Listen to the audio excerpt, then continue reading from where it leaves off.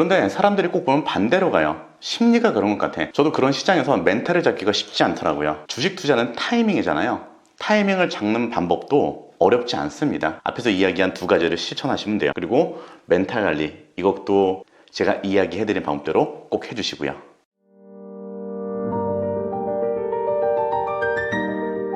반갑습니다. 어려운 재테크를 쉽게 핵심만 전달해드리는 배수장입니다. 이번 영상은 주식 투자의 기초 두 번째 영상이에요. 이전 영상을 못 보고 오신 분은 이 영상을 꼭 봐주시고요. 주식 투자에 대한 본론으로 들어가기 전에 주식 투자는 무엇보다 멘탈 관리가 중요해요. 아무리 좋은 주식을 샀다 하더라도 매일 오르지는 않죠. 그런 주식은 전 세계에 단 한 주도 없습니다. 우리가 익히 알고 있는 주식의 대가들이 있죠. 워렌 버핏이나 레이 달리오, 그리고 피터 린치 같은 대가들의 책을 꼭 읽어보시고요. 그들이 생각하는 투자의 철학이 조금씩 다르다는 것을 알아가면 좋아요. 그런 내용들을 읽고 분석하면서 내가 닮고 싶은 사람의 책을 더 많이 사서 읽고 내 투자에 적용하면서 멘탈을 강화시켜야 합니다. 그렇게 멘탈을 어느 정도 잡아놓은 다음에 주식 투자를 해야 격변하는 시장에서 흔들리지 않을 수 있습니다. 지난 영상에서 이야기했듯 주식시장에는 크게 세 부류의 투자자가 존재합니다. 기관, 외국인, 그리고 개인.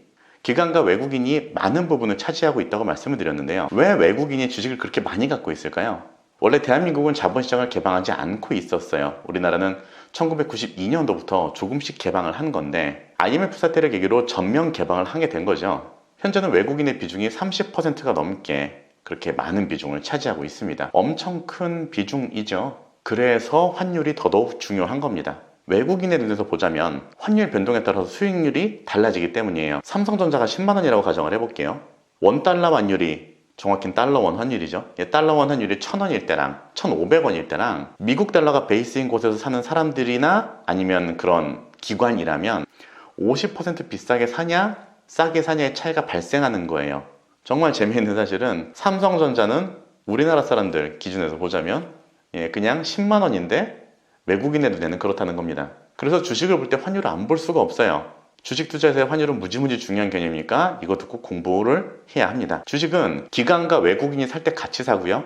팔 때 같이 팔아야 가장 안전해요. 그래서 기관과 외국인도 서로 눈치 게임을 굉장히 많이 합니다. 기관과 외국인이 언제 사는지 언제 파는지 그리고 얼마에 사는지 얼마에 파는지를 잘 보면서 타이밍을 잡는 것이 중요하고요. 정리하자면 각 주체들이 사고 파는 것을 수급이라고 하는데 기관과 외국인 그리고 개인의 수급을 확인하는 것이 필요합니다. 자, 그럼 이젠 진짜 주식을 한번 사고 팔아 봐야겠죠. 내가 주식 투자를 하려면 가장 뭘 먼저 해야 될까요?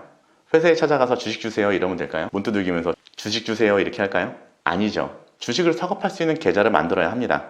우리가 쓰고 있는 은행 통장에서는 주식을 사고 팔 수가 없어요. 증권회사에 방문해서 주식거래 계좌를 만들어야 주식을 사고 팔 수가 있습니다. 여기서 중요한 건 주식 거래엔 수수료가 붙어요.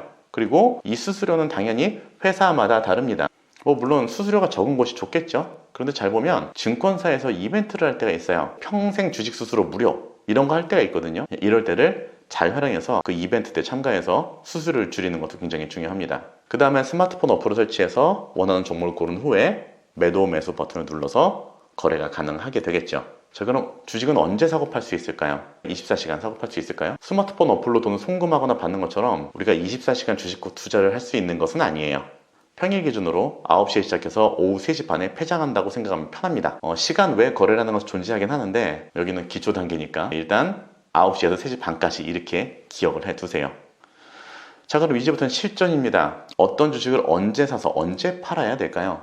먼저 전반적인 경제 상황을 봐야겠죠. 전반적인 글로벌 경제가 호황인지 불황인지, 대한민국 경제는 나아질 건지 나빠질 건지 이렇게 자료들을 모아봤더니 경제가 호황이래. 그럼 산업군을 봐야겠죠. 바이오가 강세인지 IT가 강세인지 아니면 건설인지 조선인지 이런 것들을 본 후에 그 안에서 누가 1등인지를 봅니다.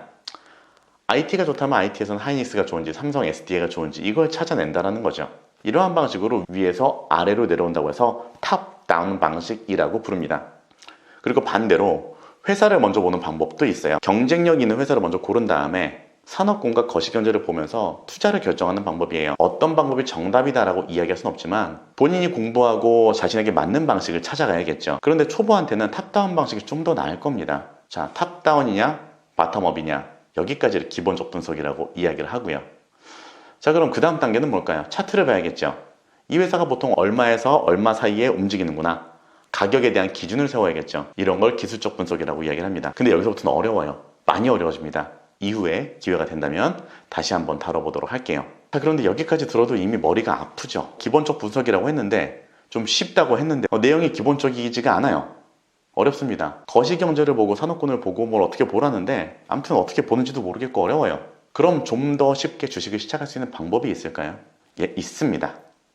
내 주변을 살피는 방법이에요. 저는 옷을 좋아해요. 지금 셔츠를 입고 있지만 특히 가성비 옷을 좋아합니다.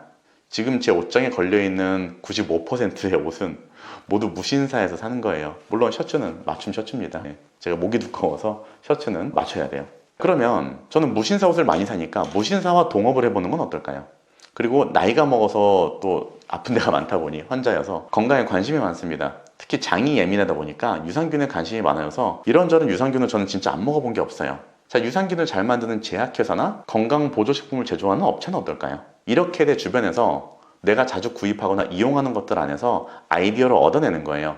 내가 자주 쓰는 것들은 내가 잘 알잖아요. 어떤 게 좋은지. 우리가 소비를 할 때 단순히 소비만 할 게 아니라 소비를 투자로 바꾸는 발상의 전환이 필요한 겁니다. 이렇게 발상의 전환으로 주식을 시작하는 것도 아주 좋은 방법이에요. 이번 영상은 주식 투자 기초 두 번째 영상이었고요. 조만간 좀 더 심도 있는 내용으로 돌아오도록 하겠습니다. 오늘 이 영상 시청해주신 모든 분들께 감사드리고요. 영상 내용이 마음에 드셨다면 구독과 좋아요 부탁드리겠습니다.